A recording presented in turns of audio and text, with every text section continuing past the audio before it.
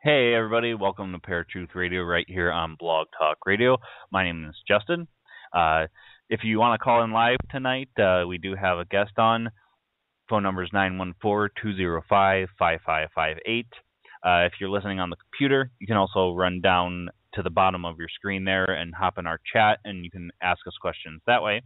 And you can also check us out on Facebook and on Twitter. We are always open to having questions on there, as well as that's where we post most of our updates for the show. And you can also email us at paratruthradio@gmail.com. How's it going, Eric? It's going all right. How are you? I am fantastic. Ready for another good show. Yes, sir. Me too. So, folks, tonight we have a great guest on with us. We have David Montaigne, author of End Times and 2019.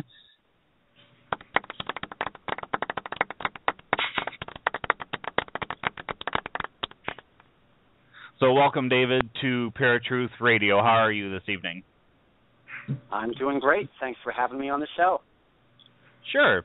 So for those of our listeners that haven't heard of the book or heard of yourself, why don't you tell us a little bit about yourself? Okay. I was a historian, and I've always been interested in prophecy. So I've been reading books on the topic for decades, and at a certain point years ago, I had an idea that a lot of mythology from around the world, a lot of religions, a lot of monuments, tended to be pointing at the same things, even if they were saying it through a different story. And I thought one of the keys to understanding stories from around the world was to realize that the characters they're talking about are usually astronomical. Many of the heroes and gods simply refer to astronomical bodies in the skies. And I thought that it would be interesting to see if you could date future events by analyzing the descriptions of the skies. And is that what kind of got you into starting writing the book? Yes. I love reading on the topic, and eventually I started to realize that I was coming up with a possible theory that no one else seemed to be talking about. And I like to write. I put together some articles, and eventually I realized I had enough material for a book. So I just kept working at it. So out of all the stuff that you read, what was some of the most fascinating to you, some of the legends that you saw? Some of the legends? Well... Or just the stuff that pointed towards what you were researching? Of course, everyone's heard of the Mayan calendar, the Mayan long count that ended December 21st, 2012. Right. So that was a very clear starting point. Especially when I was younger, that was something to look forward to and wonder, is there any meaningful reason why they were fascinated with that date? I looked into the Mayan views on astronomy, and they were very interested in record keeping track of Venus, keeping track of precession, the 26,000-year cycle that the Earth's axis slowly rotates through, pointing to a different part of the zodiac over the course of time. Since they seemed obsessed with astronomy, and since they had myths about worlds being destroyed and recreated by their gods over the course of time, I wondered if there was anything they were keeping track of in the sky that could be a potential clue to any kind of disaster in the future, if perhaps there was a cosmic key to figuring out the timing of such events, if such things actually happen. So Mayan mythology was always interesting to me, and I noticed similarities in other myths from around the world. Obviously, there are pyramids in Central America. There are pyramids in Egypt. A lot of people have speculated that there's some kind of connection between them, especially since the way that they're built has similarities. Both in Egypt and in Mexico, there are mathematical relationships in the pyramids. For example, the base-to-height ratio being 3.14 or some variation on it. They were encoding different mathematical knowledge, different measurements into their pyramids. And I wondered if cultures had contact with each other, wondered if they were trying to tell the same types of stories through their myths. And I think they are. I'm guessing that many of your listeners have heard the theory by Robert Bauval and some others that the Giza pyramids in Egypt are aligned, oriented on the ground in a way that corresponds to the belt stars of the constellation Orion. Right. Yep. And that their position near the Nile River is similar to the Orion constellation's proximity to the Milky Way. And maybe a lot of your listeners don't know that similar things were done with pyramids and temples around the world. You get the same Orion constellation in certain pyramids in Mexico and in Angkor Wat in Cambodia. The temple complex there is aligned the same way the constellation Draco has its stars. In fact, even the name Angkor could be broken down into two Egyptian words, like the Ankh, the cross with the loop shape at the top, right, and Hor, H-O-R, is kind of the root for the Egyptian god Horus. Angkor could, in ancient Egyptian, mean Horus lives. There could be a relation between the two sites of Angkor Wat and Giza, especially since both of them seem to have monuments aligned to the way two different constellations looked approximately 12,500 years ago. Seeing correlations like that from around the world, I just kept looking for more, kept finding more correlations, and eventually realized that a lot of ancient civilizations, a lot of myths, a lot of religions are, in essence, telling the same story. It might not be obvious at first. Like, I don't know if you've ever watched a foreign movie and then halfway through it realized, I've seen the American version of this before. It took a while to sink in, but this is probably the original the American one was based on. Right, yeah. I find the same thing in myths once in a while.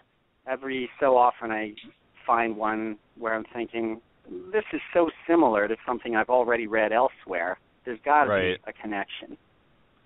Mm-hmm. And I think one of the keys to understanding... You go ahead. I was just going to ask, why do you think people were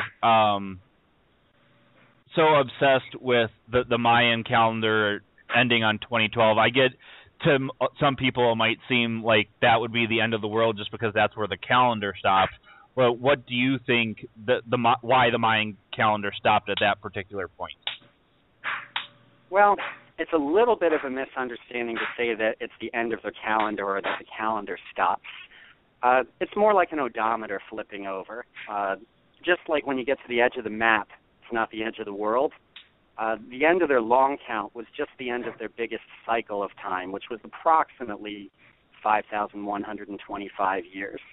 Now, why were they so focused on it? Why did they think it was very significant?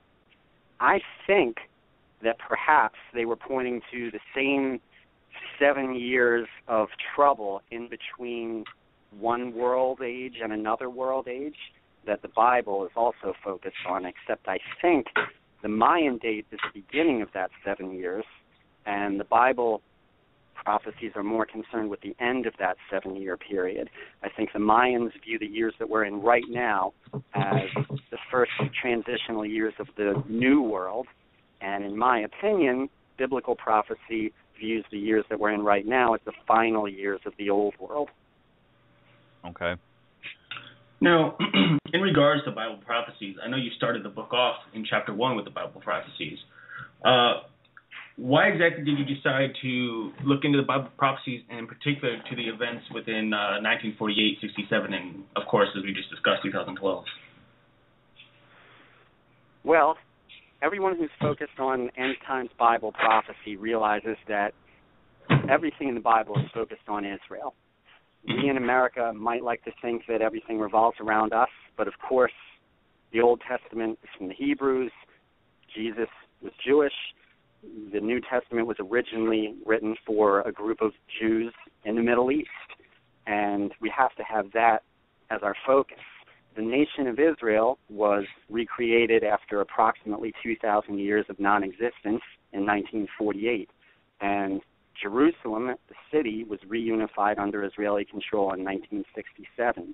These dates are of paramount importance in the unfolding of Bible prophecy. When we read that those things will happen and then the generation that sees those will not pass before everything else happens. It's the events in 1948 and 1967 that most people agree that marks the beginning of a generation that will see the end times. So that's why I'm focused on those dates. They're the most important dates in the fulfillment of Bible prophecy so far. We were told thousands of years in advance that eventually Israel would be a nation again, that it would be recreated in a moment, in an hour, and we were told ahead of time that Jerusalem would be reunified. And we were also given specific time frames for it that I believe were fulfilled accurately.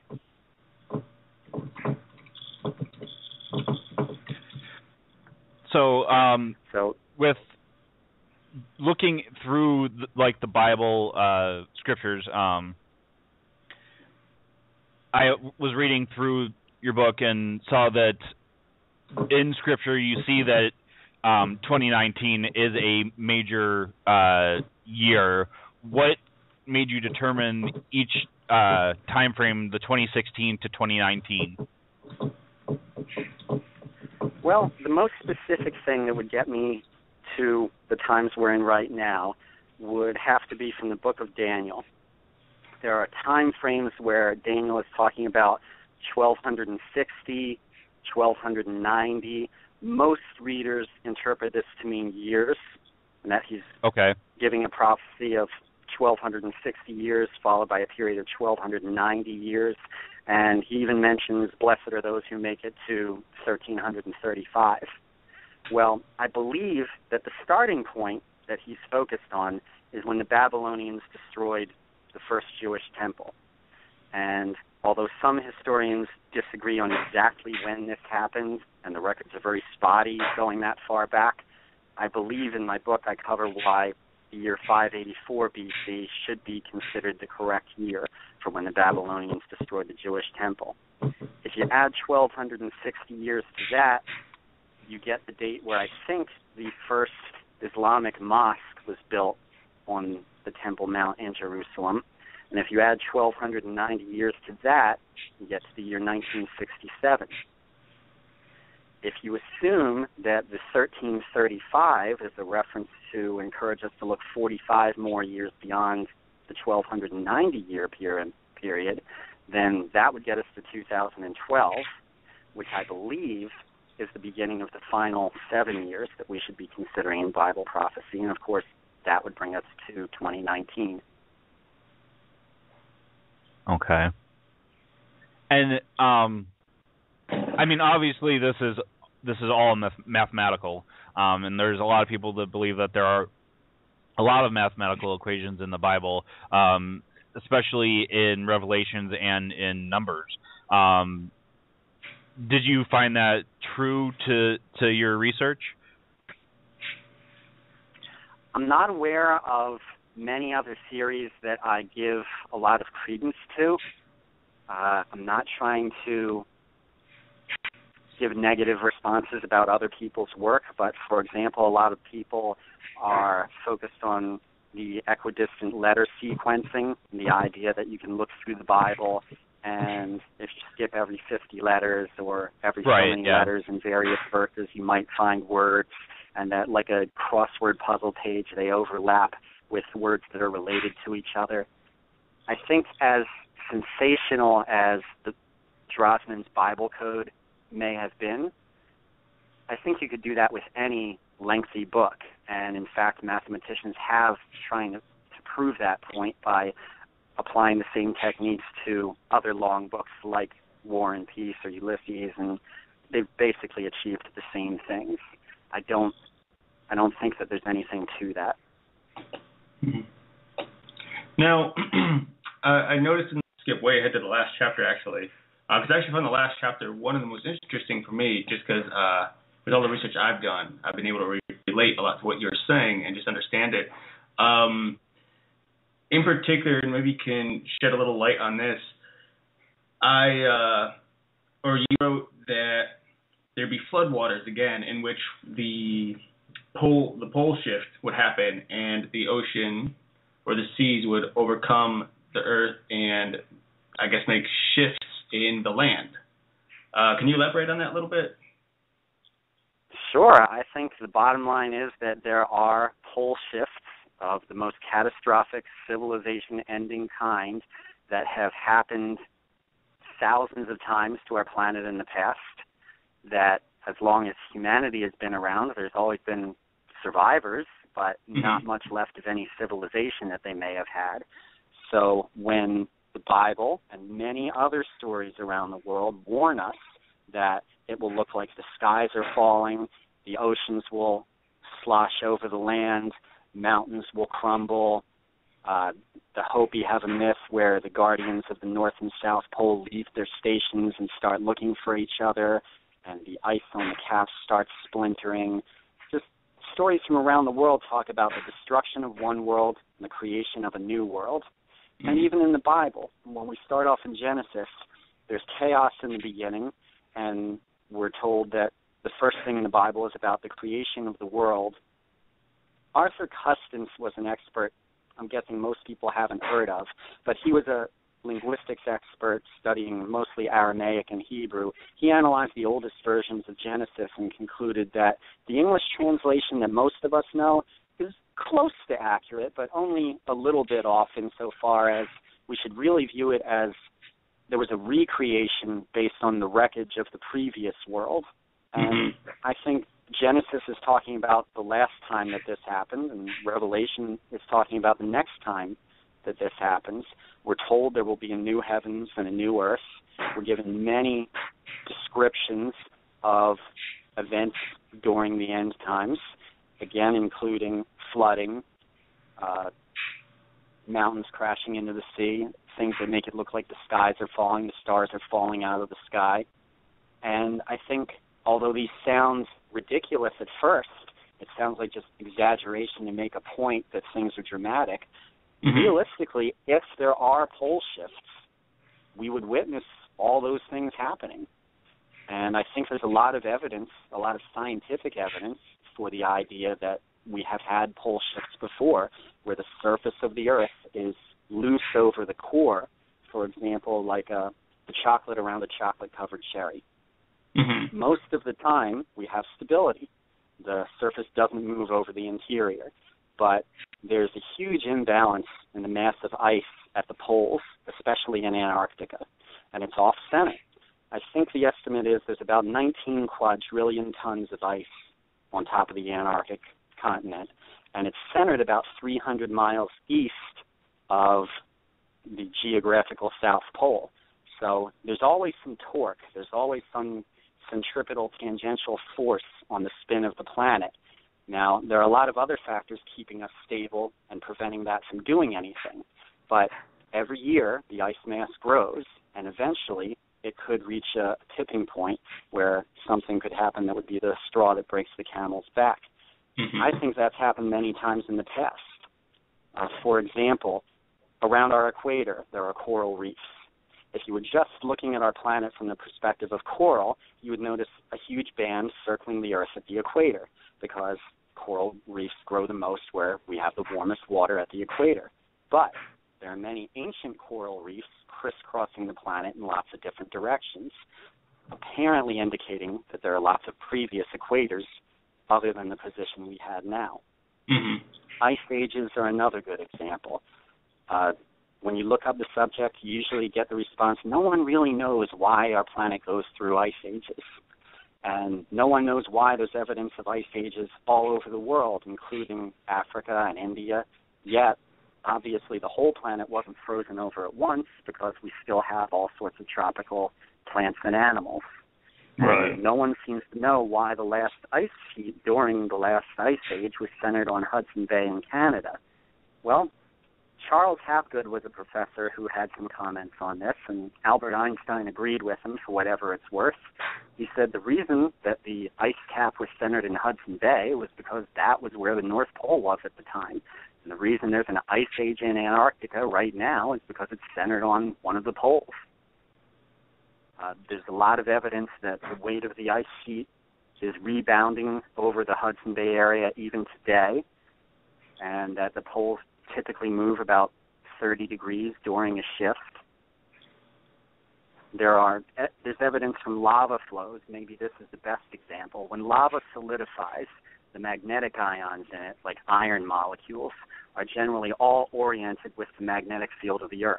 So they're all pointing to where the North Pole was, at least if it was in the northern hemisphere. They all point north at the time the lava solidified. Well, there's several places, like in Steens Mountain, Oregon, where they analyzed the lava, and they concluded the North Pole was moving while this lava was solidifying, and they calculated that it was moving at a rate of 6 degrees per day. So I think that's pretty strong evidence that there was a pole shift in effect at that time. Right, yeah. I would have to agree there, too. All right, I think we'll take our first break. Folks, you're listening to ParaTruth Radio right here on Blog Talk Radio. If you guys have any questions during the show tonight, you can call us 914-205-5558. You can also join us in our chat room at the bottom of your screen if you're listening on a computer. You can also hop on Facebook and Twitter and ask us the questions there as well. We are going to have Eric's Random Fact as well as some quick commercials, and we will be right back.